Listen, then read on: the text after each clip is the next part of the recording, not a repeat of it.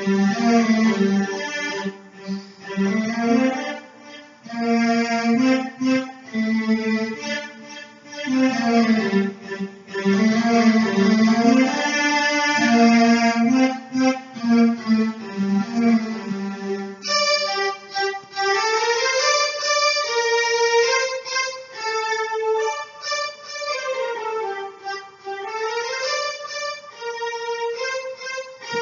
morning.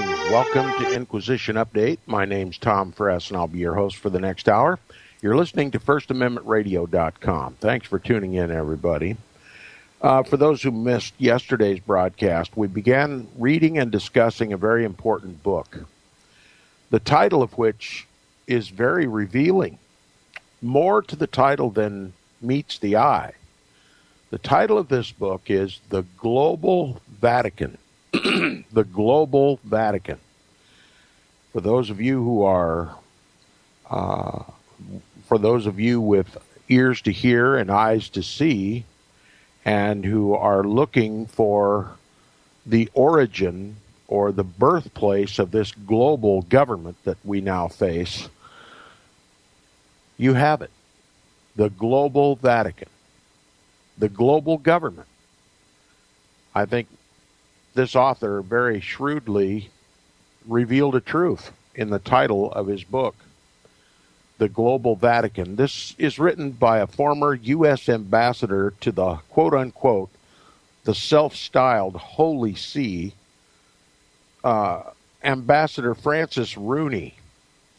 And yesterday we read the foreword of the book by former Ambassador John Negroponte, both of which are devout Roman Catholics and serve the papacy, not the United States of America. And this book reveals the extent to which, at least that which is publicly revealable, the extent to which the Vatican controls both foreign and domestic policy of the United States of America. A once Protestant nation, a nation that once protested the papacy, once protested the Antichrist of the Bible. And for those of you who have never heard, and many of you haven't, unless you're a regular listener to Inquisition Update, the papacy is, was, and always will be the Antichrist of the Bible. It's an office. It's headed by a human entity called the papacy. And since an office really has no end with the decease of one pope, but continues pope after pope after pope, it's only through the papacy that the prophetic Antichrist of the Bible can continue to persecute God's people for nearly 2,000 years.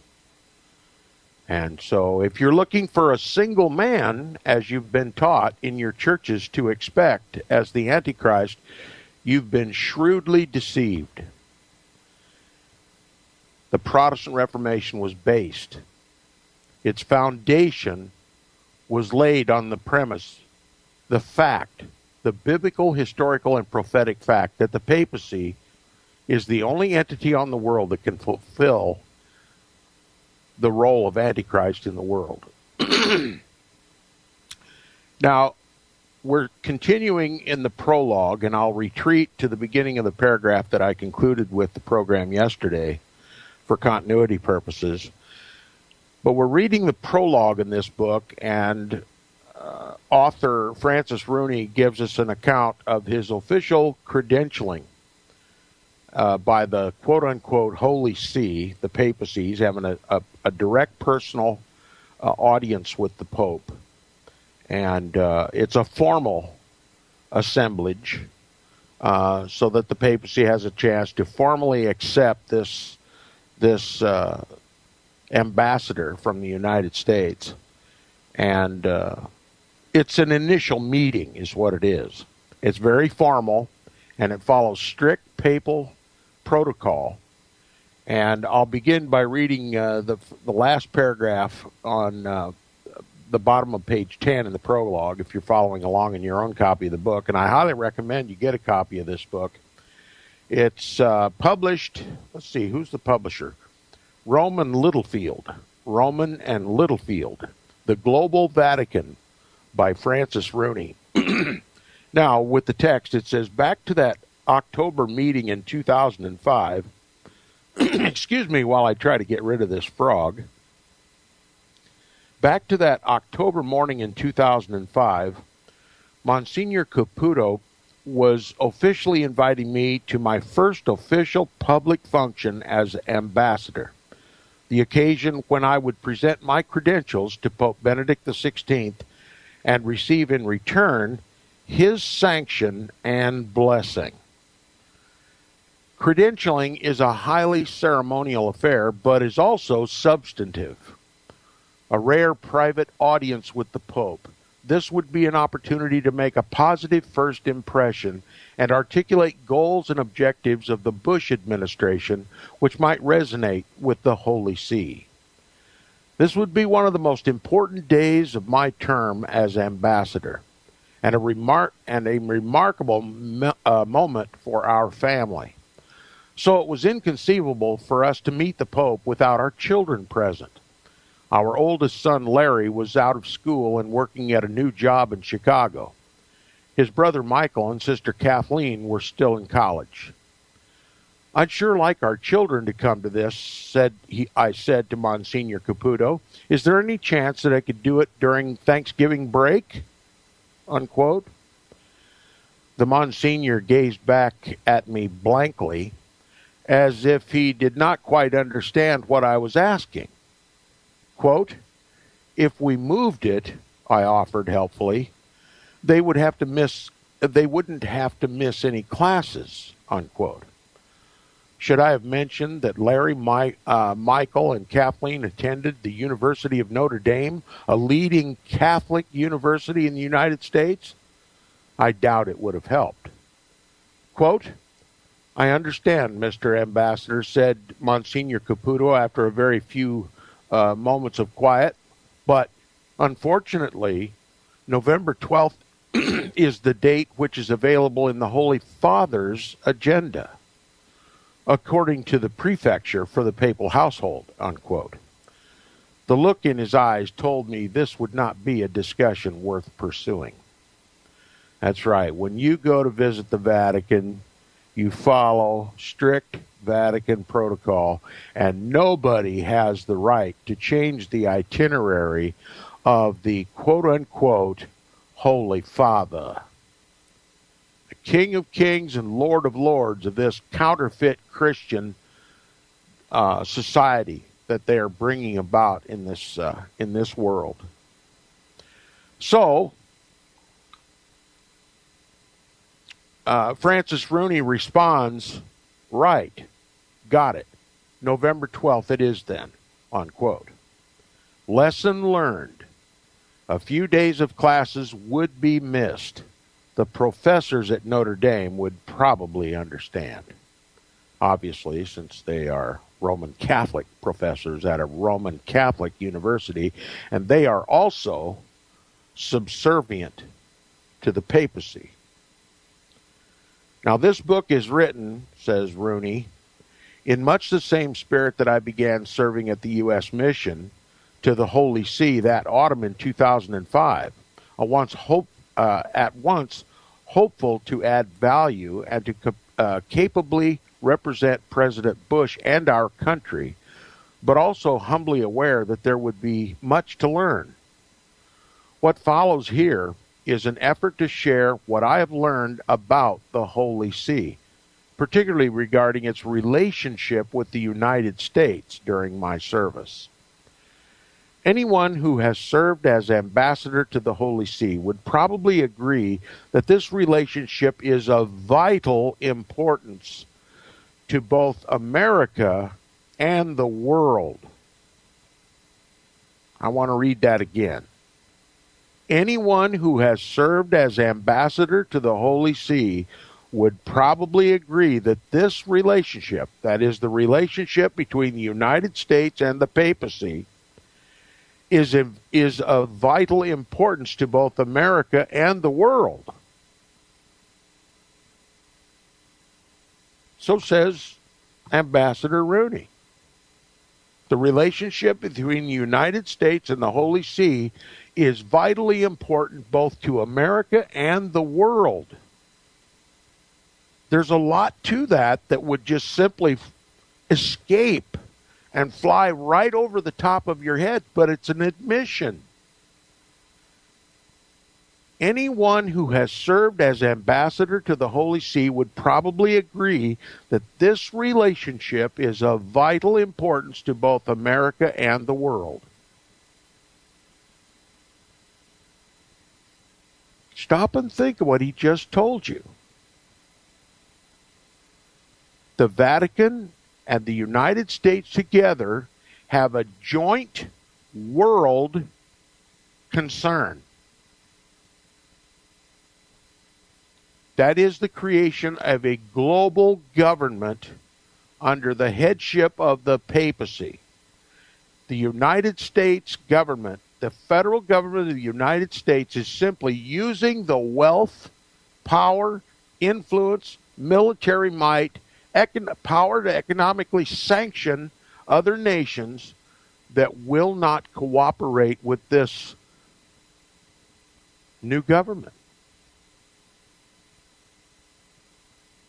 Should the United States of America be, on your behalf without your knowledge, surrendering the sovereignty of this once Protestant nation and not only subjecting us to the authority and direction and dictation of the Antichrist of Rome, but to use our resources, every available resource of this country, to conquer the rest of the world and bring them into subjection to this new world order? You think I've overstepped? Listen again. Anyone who has served as ambassador to the Holy See would probably agree that this relationship is of vital importance to both America and the world. He continues, he says, for me and our family, it was also an education. The term education calls to mind the great American historian Henry Adams and his classic, The Education of Henry Adams, which I first read as an undergraduate at Georgetown. Remember, Jesuit Georgetown University? At that Jesuit institution, he was given this book entitled The Education of Henry Adams to be read. Now, he says Adams went abroad at the start of a new century, at a time when the world was changing rapidly under the tide of new inventions and the Industrial Revolution. As the author of another classic of American literature, Mont Saint Michel and Charters, and an accomplished medievalist, Adams believed that enduring truths can be just as sustaining and energizing as new discoveries. That times of great, in fact, at times of great change, in fact, only make it more important to maintain alignment with fundamental moral and cultural principles. How enduring truths and human values are applied in the world is a big part of the long story of the Holy See. Okay? How enduring truths and human values are applied in the world is a big part of the long story of the Holy See. So recognizing that the Holy See is the, let's just say the repository, the world repository of enduring truths and human values. That's right. The office of the Antichrist, according to this author, is the storehouse of the world for enduring truths and human values. That puts it right up there with the position of God, doesn't it? That's what's acknowledged by this author throughout this entire book. The Vatican, one of the oldest, if not the oldest, human institution in the world today, headed up by a man called the Holy Father, and running an organization that is touted as the storehouse of enduring truths and human values. Now, with all those credentials, you'd think that the Vatican was, really a shoo-in for this global government, wouldn't it? That's because it is the head of this global government. And we're showing you from this book, from the author's mouth, a devout Roman Catholic and an ambassador to from the United States to the Holy See, maintaining continual, open, direct interaction between the federal government of the United States and the Holy See, is acknowledging why the Holy See has a right, a divine right, to rule the world. Is that okay with you? Is it okay with you that the Vatican should dictate to our government what our foreign and domestic policies should be? Do you suppose there's any chance that this border that is so porous between the United States and all the Roman Catholic countries south of our border, Mexico, Central and South America, that border that, despite all protest from the Americas, from Americans, that they stop this hemorrhaging of U.S. wealth going down to Central and South America, never considering the possibility that the only reason that border's open is because 90 and more % of every living human being south of that border is Roman Catholic. Never considering the religious or the religio-political importance of having that border open. Do you suppose that that border is open despite all the protests of the American people, who are literally oblivious to why it's open? Would anybody even consider that it's open because they are Roman Catholics and it's open because the Pope wants it open? Remember, the Pope dictates foreign and domestic policy, and that its relationship with the United States is vitally important both to Americans and the world.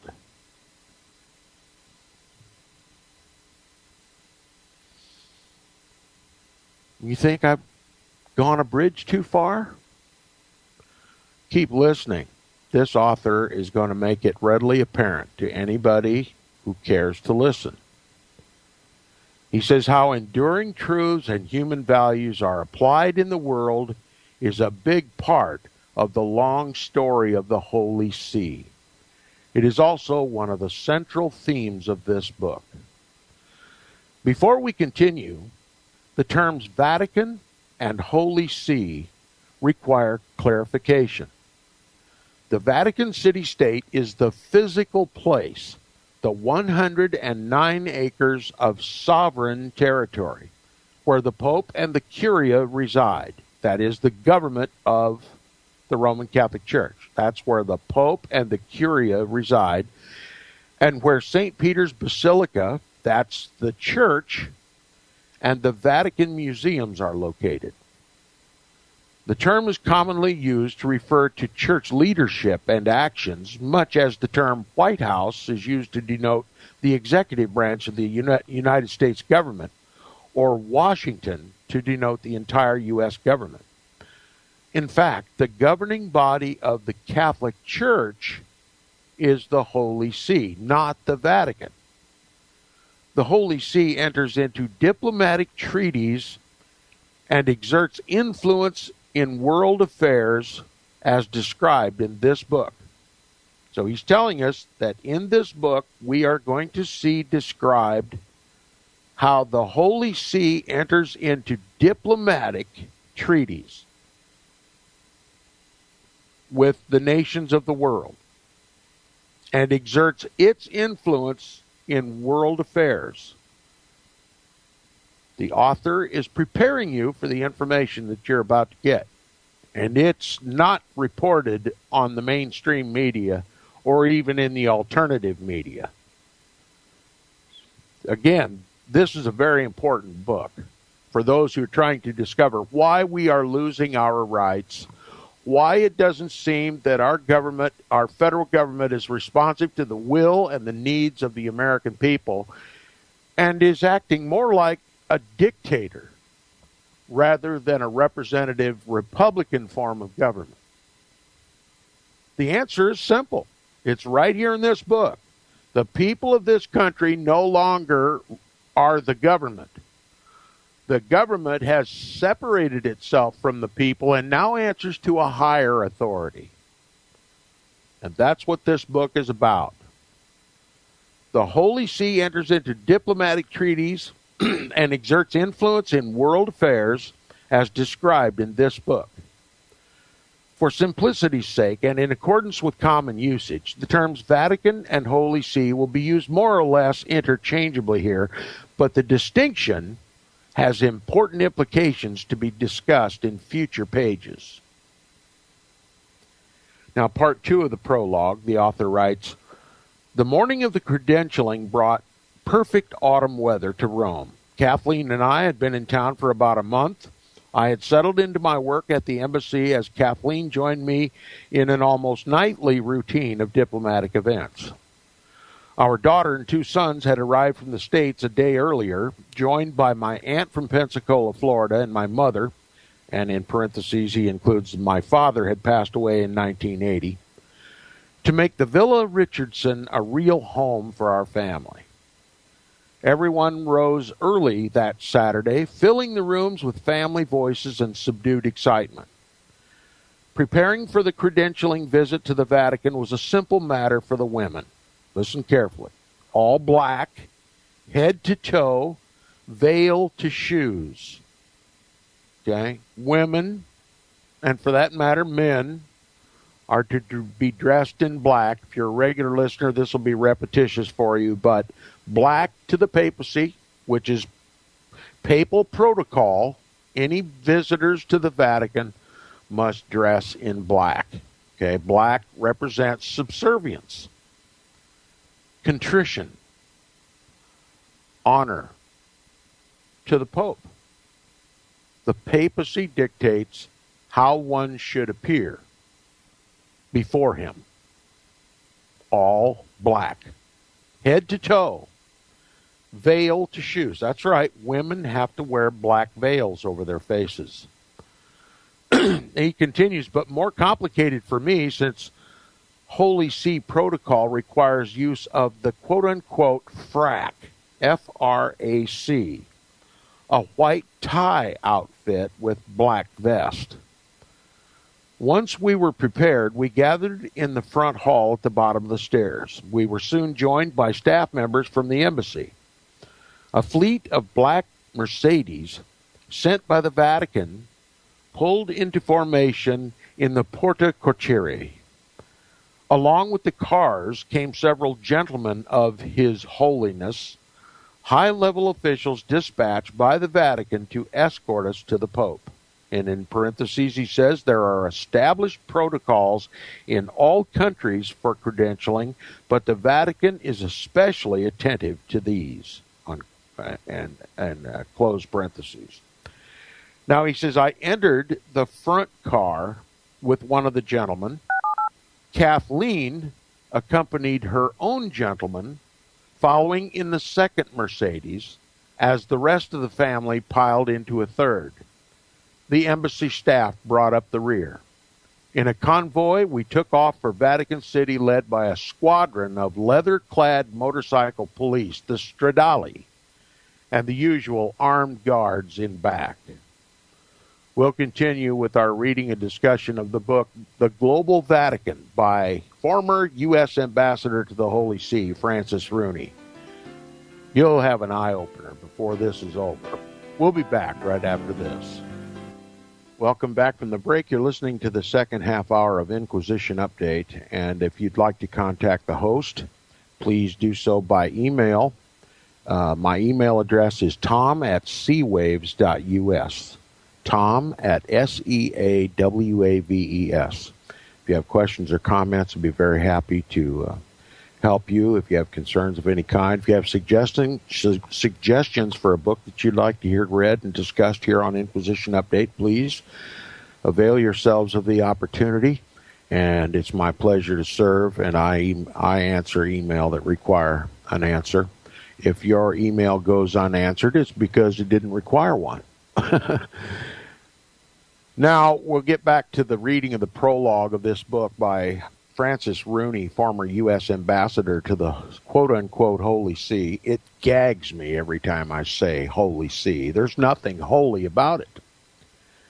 It's the seat of the Antichrist of the Bible. And to call it Holy See is blasphemy, but that's what they call it. It's not holy to me, trust me.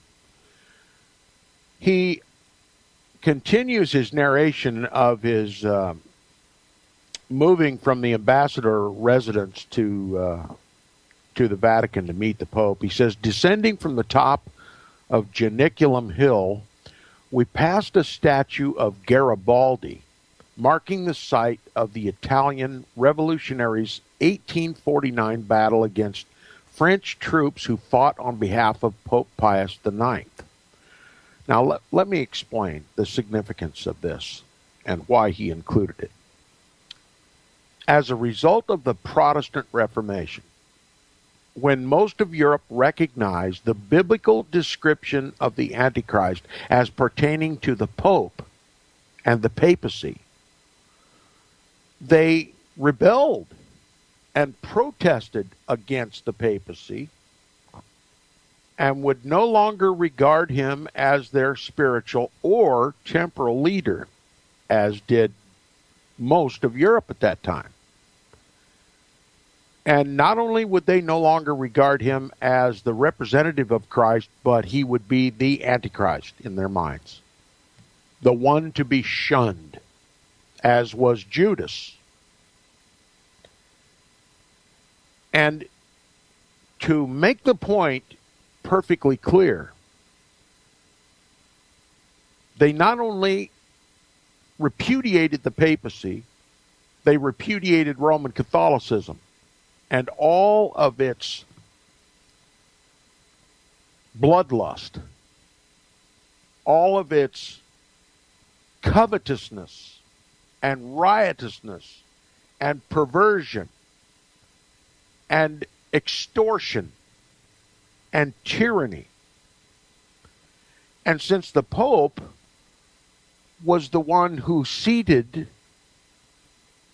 all the kings of Europe, or at least required all the kings of Europe to be subservient to him and to do his bidding in their respective nations, they overtook to overthrow those governments and to install their own republican form of government. See, they recognized that the Vatican or the Holy See or the Pope was not the vessel of the Holy Spirit, but it was the people.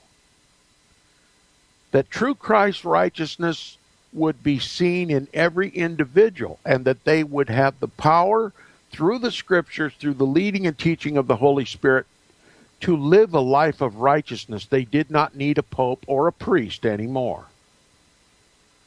And neither did they need a temporal ruler that did the Pope's bidding and imposed upon them papal tyranny.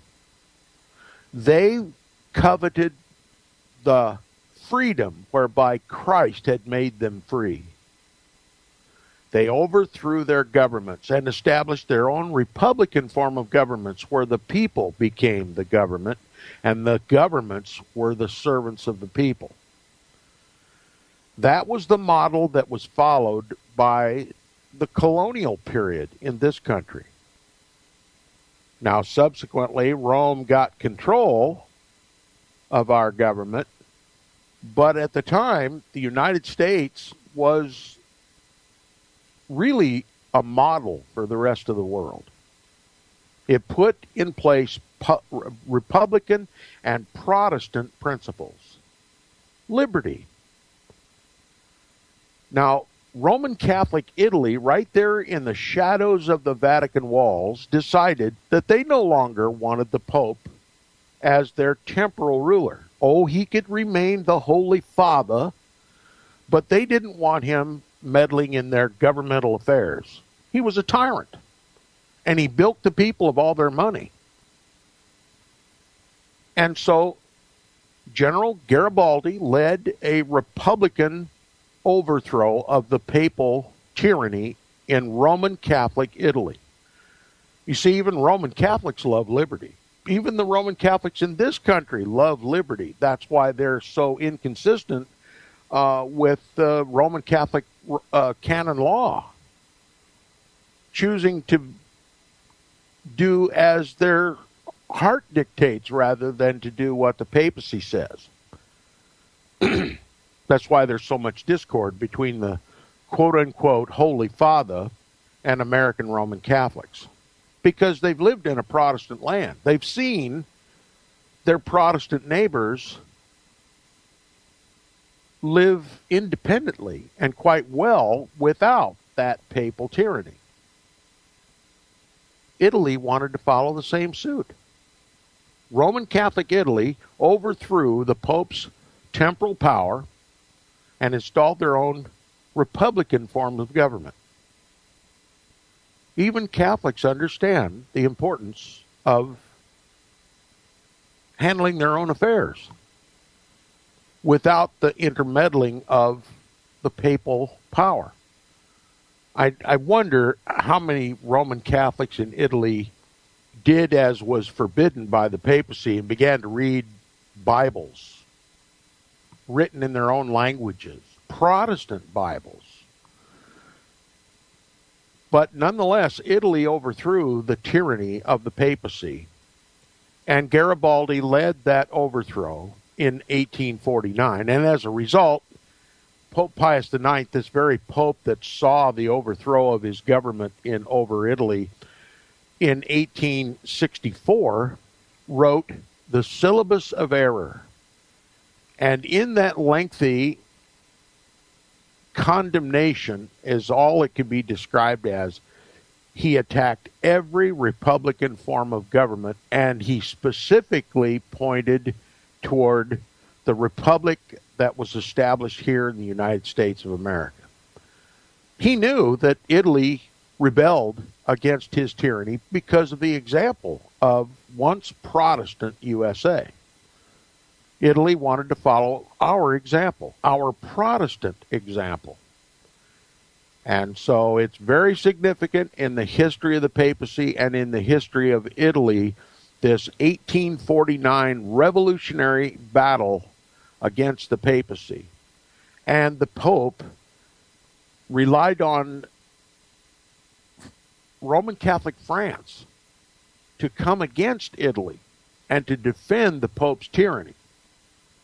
And Garibaldi was powerful enough to stave off the French attempt to restore papal power over Italy. And Italy became a republic. Roman Catholic though it may be, it became a republic. So it was a protest against the tyranny, the temporal power of the Pope. It was successful, and it remains successful today. And isn't it extraordinary that the very example that Italy followed, the United States of America, has now become the most important ally to the Holy See? The United States of America, once Protestant, once protested the Pope, established a government that would never allow a foreign dictator to dictate to the American people either foreign policy or domestic policy, has now accomplished that goal. While Italy, right there in the shadows of the Vatican walls, became a republic, the United States has become, let me just say, the American government has become Roman Catholic and a servant of the papacy, a global servant. a global military force serving the papacy. As unlikely as that sounds, if you're a regular listener to Inquisition Update, we've proved it over and over and over and over again. And those who don't understand what this New World Order is simply because they're not listening to Inquisition Update. They're listening to Alex Jones, who would never point the finger at the Vatican. You have to ask yourself why. Is Alex Jones really interested in preserving our Protestant republic? If so, why does he not point out the great enemy of Protestant republics?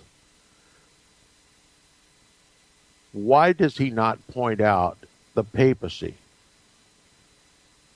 It's a good question. I think everyone should ask the question.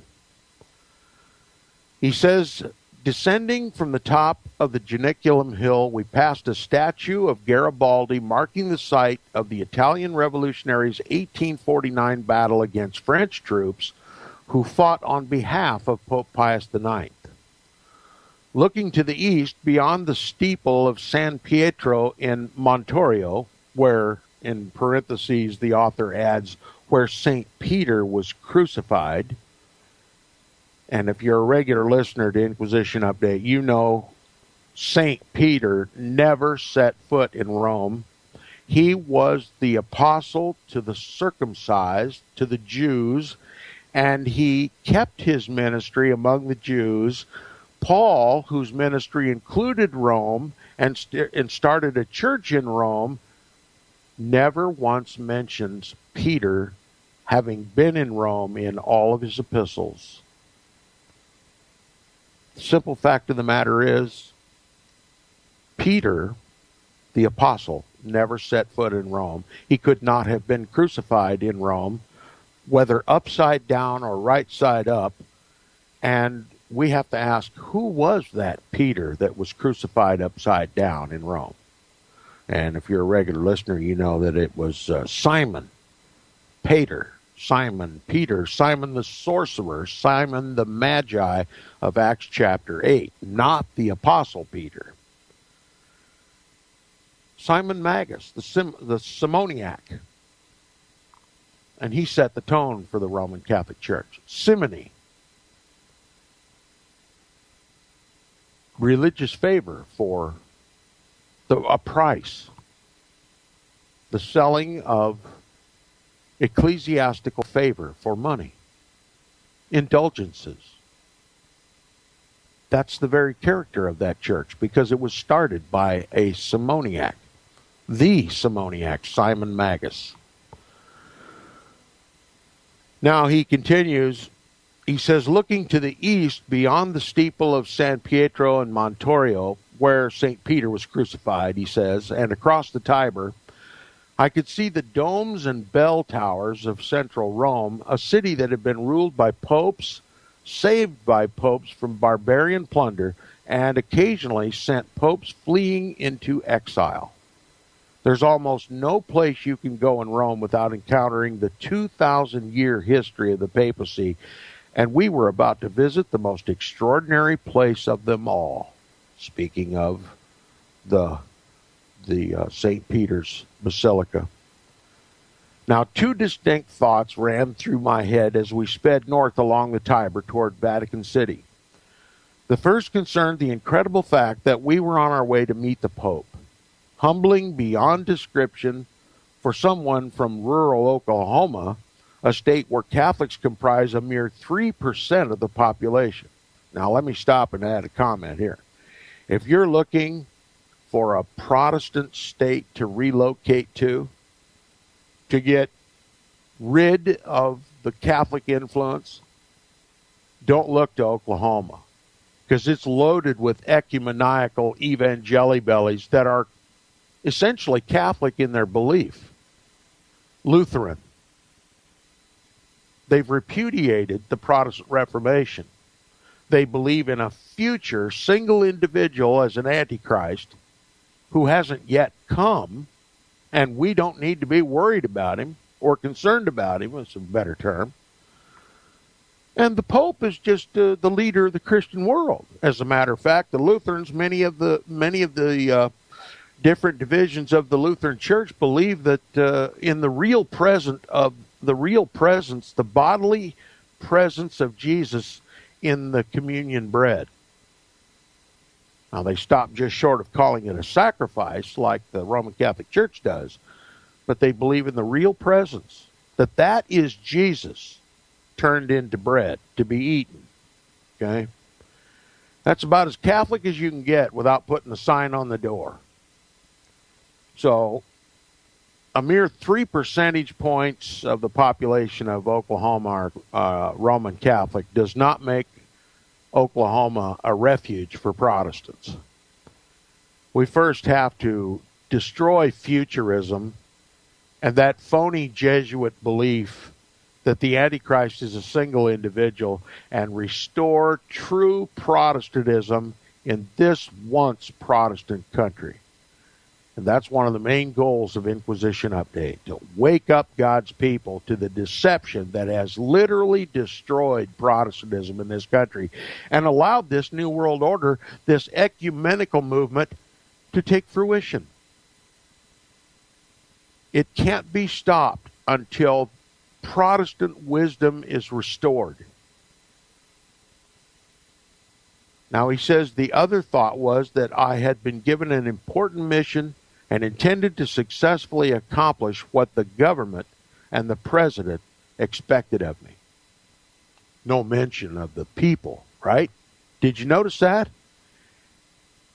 He intended to fully accomplish what the U.S. government, which is Roman Catholic, and the president, one of the Pope's servants, you know he seats the kings of the earth, the Bible is telling the truth, expected of me. No mention of the American people. Because if the American people would speak up, they would rather that no foreign potentate, much rather the head of the Roman Catholic Church, to dictate foreign or domestic policy to this country.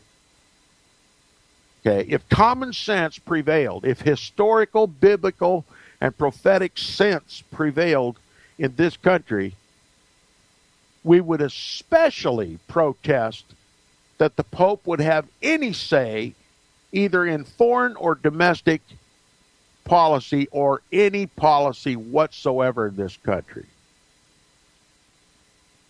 But this fall, His Holiness is going to come and speak directly to your federal government. And you ought to know about it. And you ought to protest it. He says, on my lap in an envelope was a prepared statement which I would hand to Pope Benedict XVI when we met, just as he would deliver one to me. This meeting was an opportunity for me to move beyond the formal statement, though, and establish a basis for an open, expansive, and productive dialogue with the Holy See. And just every time I read the words Holy See, I want you to think Antichrist, because that's what it means. Okay? This meeting was an opportunity for me to move beyond the formal statement, though, and establish a basis for an open, expansive, and productive dialogue with the Antichrist. Oh, now, Tom, you've gone too far this time. No, I haven't. I'm calling it what it is. And calling it by any other name is deception.